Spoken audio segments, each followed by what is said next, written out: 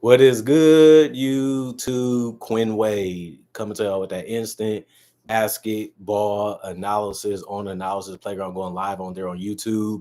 We're going to talk about the Milwaukee Bucks picked up another W and clinched the number 5 seed in the Eastern Conference. Some people thought they would be higher. Some people wanted them to do a little bit better. They did get off to a bad start. They was able to get above 500. They was able to stay above 500. Now they're just trying to get Dame and those guys back to be fully healthy during the playoffs. I might try to get down there Sunday and get to that Bucks Detroit game before the season is over, just to see another good game against them like we've seen tonight. Other than that, this was a cool game to watch. The Bucks won it 125-119. The Pistons, they actually go to 44-37 and 22-19 at home. There was also another team that got off to a bad start and was able to correct it and get above 500 by the end of the season because they only have one game left on their schedule. I believe the Bucks go to 47-34. They're 20-20 on the road. That sucks because they're gonna have to go on the road for basically their entire playoff run if they able to even go far. But even in that first round series, they got to go against the Pacers, who are number 4, so they're going to have home court advantage in that series. The Bucks, they almost swept the season series because they got to play one more game against the Pistons. Regardless of what happens with that game, the Bucks going to be number 5 anyway. And on top of that, they already going to win the series because they'll just be 3-1 if they lose it on Sunday. But it's still going to be an interesting game to watch. The Pistons not going to really care too much either because they're going to be 6th. They just got to play the Knicks, and they show that they can compete with that team, or the Bucks or the Pacers. They just can't compete with a team like the Cavaliers or the Celtics. So I'm just going to tell what I feel in the beginning of the video for people that care. Other than that, Detroit 36-35. They won the first quarter. They lost the second quarter 33-29. They won the third quarter 32-30, and they also lost that fourth quarter 27-22. Torian Prince got in his double figures tonight. 10 points for him.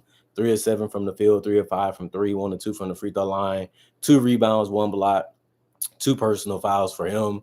He's a guy that, as long as he's making those threes and defending, you're happy with him each and every game. That's why he's been a starter basically all season for them, and he has done a decent job. Giannis was dominant, nothing normal, nothing crazy. It's just what Giannis does every night. 11 of 22 from the field. He did shoot 2 threes and miss both. He's still trying to figure out that shot, and he's still not taking it a lot, which is good. He's 10 of 11 from the free throw line. That was great tonight. He did go with 32 points and 15 assists and 11 rebounds, so a triple-double for him.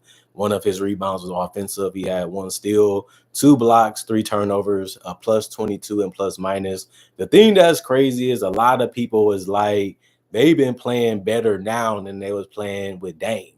And it's just because Giannis is so hard to stop and so aggressive when he's trying to score that is always going to create a breakdown or a miscommunication because you can't really guard him one-on-one, making everybody roll more valuable because now if you do anything to try to stop Giannis, they become a threat or they become a weapon, and they have guys that can make shots even at the 5 position from 3, or they can always put the ball down if they try to come out with a hard closeout. They can put it down and hit a mid-range floater or a layup or a dunk, depending on who it is getting the ball from Giannis, and it just creates so much chaos that you have to react that way because you can't guard Giannis one-on-one.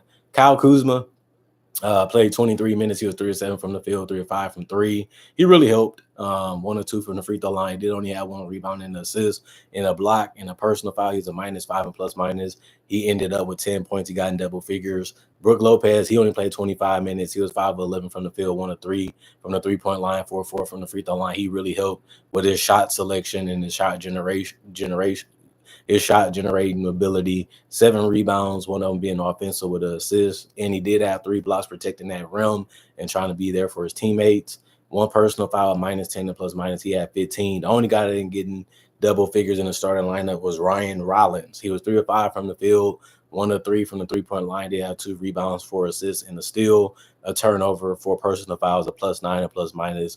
He finished the game with 7. He still was needed with his speed and athleticism, and he was solid defensively in this game. Bobby Portis had really showed why they missed him. 7 of 13 from the field, 1 of 3 from the three-point line, 2 of 2 from the free throw line. Not only can he play off the ball, he can run the floor and get buckets in transition. He can also post up a little bit, hit shots with from three, hit mid-rangers, get to the paint, score, and torture some mismatches. He did go in this game knowing that he was valuable to this team. And he had 17 points and 10 rebounds, a double-double in 33 minutes off the bench.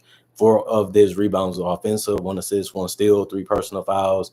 Gary Trent Jr., 3 of 12 from the field, 3 of 9 from 3, 1 rebound, 1 assist, 2 steals, 1 turnover, 3 personal fouls, a +6 and plus minus. He had 9 points. He didn't shoot the ball that good tonight, but he just had to be out there ready to shoot when it was needed, just to keep the defense honest. Sometimes you're going to make them, sometimes you're not. Threes are hard to make in general. The hardest shot on the court, in my personal opinion, I always say that. But he still missed some other shots besides that. It just wasn't his night tonight, but it's still good that he contributed in other ways, especially defensively. Kevin Porter Jr., 5 of 12 from the field, 2 of 4 from 3, 4 of 6 from the free throw line. He brings a lot of brightness to their bench and to their lineups that he's in. And he just loves to be able to be free and just playing in space so he can use his jump shot, his penetration ability, and his athleticism to get to the rim. And he can use that to even create for others like he did tonight because he has 7 assists. He also had 4 rebounds, 1 of them being offensive with 2 steals, 2 turnovers, 3 personal fouls. He was a -3 and plus minus. He had 6 points. And AJ Green, he wants to shoot that 3 when he comes in, and people still leave him open somehow, some why. Give me the reason why he's always finding a way to get open on it. That's all he's trying to do. And he did it again. 3 of 5 from 3. That was his only field goals. He took no free throws, 6 rebounds, 1 of them offensive, 1 block, +11 and plus minus 9 points. The rest of the guys did not play coach's decision. 43 of 94, 45% from the field, 17 to 39, 43% from 3, 22 of 27, 81% from the free throw line, 44 rebounds total, 30 assists, 7 steals, 8 blocks, 7 turnovers, 17 personal fouls, and they was able to get to that 125 at the end of the night. The Pistons, they relied a lot on Cade in their bench tonight, but they starters still did a good job. They needed everybody to have a big game to beat the Bucks. I'm telling you, they're going to be a tough team to beat and tough team to be able to finish off. To remember, they had injury problems the last couple years in the playoffs and in the regular season. If they're healthy, the Bucks is going to be a problem to try to eliminate. Tobias Harris was 6 of 10 from the field, 3 of 4 from 3, 2 of 4 from the free throw line, 4 rebounds, 3 assists, 1 steal, 2 blocks. He had 5 personal fouls, so that really hurted them. But he was a -8 and plus minus, and I liked it the way he scored. I liked the fact that he made his threes, and he played defense and competed out there. Sore Thompson was 4 of 9 from the field, 0 of 2 from 3, 3 of 4 from the free throw line, 7 rebounds, 1 of them offensive, 1 assist, 2 personal foul, -5 and plus minus with 11 points. His defensive ability wasn't on full display today when it comes to stats, but he did go out there and try to stay in front of guys and make it tough for them to be able to get to the paint or even get the shot that they wanted. And that's all you can ask him for besides scoring, which he was able to get in double figures tonight. Tim Hardaway Jr., 2 of 10 from the field, 2 of 8 from 3, 2 personal fouls, a +5 and plus minus 6 points. Jalen Duren got his double-double. He's a man out there. He's very physical, and you got to love him for that. 5 of 9 from the field for him, 1 of 6 from the free throw line. Got to get better than that if you want to beat the better teams. 11 points, 16 rebounds, 6 of them was an offensive, 5 assists, 1 block, 2 turnovers, 2 personal foul, +1 and plus minus. And Cade Cunningham, 15 of 21 from the field, 3 of 5 from 3, 3 of 4 from the free throw line, 6 rebounds, 12 assists, 36 huge points. They didn't know what to do with Cade. Cade was getting to the mid-range. He was getting to the threes. They was giving him room. They was giving him space. They was daring him. And he was just going out there and killing them. Man, Cade Cunningham is one of the best players in the league easily. In the part, he's not even in that 25 range. This man is so young and plays so old. He plays at his own pace. He knows when to speed it up. He knows when to stop. He knows when to create his shots. He knows when to give up the shots. And he allows his teammates to take the shots, even if he's not passing them the ball. He's going to be one of the all-time greats. It's easy if he stays healthy. 2 blocks, 4 turnovers, 1 personal foul for him. Fontecchio, 1 of 2 from the field. It was a 3 that he took and missed. He had 1 rebound, 1 turnover, no free throws, so he finished with 3. Paul Reed, 1 of 1 from the field, 2 rebounds, 3 blocks, 2 personal foul. He was a -5 and plus minus. He had 2 points.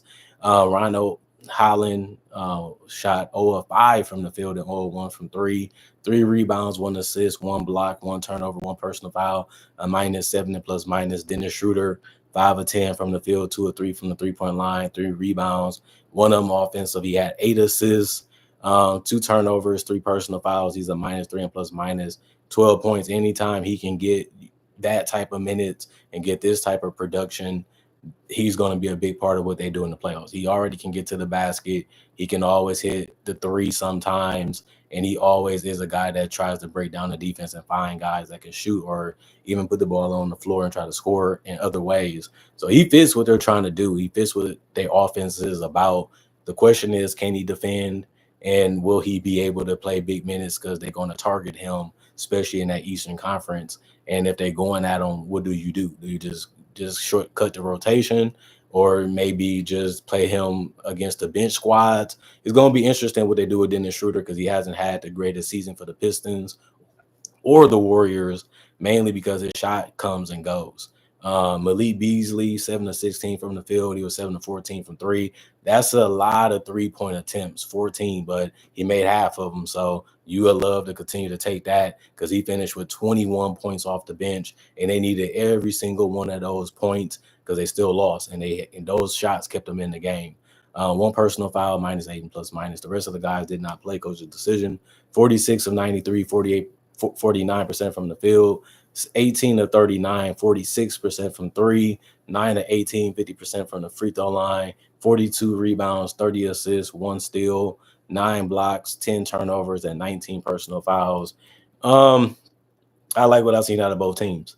I'm excited for the next time they play because these are 2 of the best teams in the league. So you should be excited to see great basketball, especially if you're a basketball fan. Even casual fans will love this game that happened today. So there's nothing I can say, but I'm ready for the playoffs, man. I'm ready for these teams to lock in. I'm ready for these teams to really give us the best show in the world, especially for the spring going into the summer too. And it's all fun and it's all exciting until the championship is on the line. So I want to see a lot of people just get locked in and focused and give us the best performances they can give us because they are going to have fans. They're supporting it, and the championship is the most important thing in sports, especially if you can do it as a team, which is the purpose. And we're going to see who's the best team. Tonight was the Bucks. They get another shot at them on Sunday. We're going to see what happens then. Other than that, comment, like, subscribe, share, hit the notification bell for more analysis. And if you're new to the channel, do conversation videos just like this about various NBA-only topics. Also do breakdowns with real footage of legends, current legends, rookies, and also future stars. Also do mock draft and draft coverage. So if you like that type of stuff, I got 3,000 plus videos that's already on my channel that you can check out and watch and enjoy and possibly become a fan or a subscriber. I guarantee you will like my videos. I guarantee you will like my style of analysis. I made it popular. I made it pop, especially when it comes to basketball. And it's been fun. Covering the NBA, having so many people love and watch and want to see what I have to say about the game. And that's how this channel started. And that's why this channel is still around. And that's why this channel is still growing to this day because I'm just doing it my way. Other than that, check out my social media that's will be on my channel. If you want to not do that, you can hit me up in the comment section or my email that's also on my channel. Other than that, hope you guys having a blessed one. Hope you guys enjoying your day. The weekend is back here as fast as that can be. And we got 2 more days of basketball for the NBA season. And after that, play-in tournament, playoffs, got the play-in tournament prediction, the playoff predictions rundown coming. Also got a couple breakdowns I'm thinking about working on too. And obviously is other things like the draft and summer league that's going to be catching my eye that I might want to do to give y'all some different content when the season is over. Other than that, I'm going for now. See you guys later today with more analysis, hopefully, and peace.